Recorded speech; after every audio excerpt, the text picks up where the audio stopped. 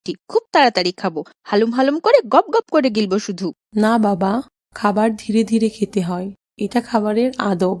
দোয়া পড়ে খাবার শুরু করতে হয়, তারপর ধীরে ধীরে খাবার শেষ করতে হয়। আচ্ছা মা, ধীরে ধীরে খাবো। হাত ধুয়েছো খাবার আগে? না মা, হাত তো পরিষ্কার একদম। এটা তো ঠিক নয় বাবা। খাবারের আগে আমাদের প্রিয় নবী হযরত মুহাম্মদ সাল্লাল্লাহু আলাইহি ওয়াসাল্লাম 2 হাতের কবজি পর্যন্ত ধুয়ে নিতেন। এটা সুন্নত।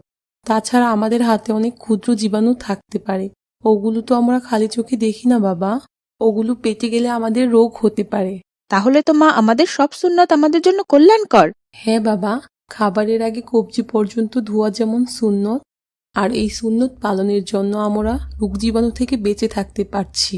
এটাই আমাদের ইসলাম। সুবহান আল্লাহ, আমি এখনই 2 হাতের কবজি পর্যন্ত ধুয়ে নিচ্ছি মা। আচ্ছা বাবা, খেয়ে রেডি হও। সকাল সকাল বের হয়ে যাব ইনশাল্লাহ।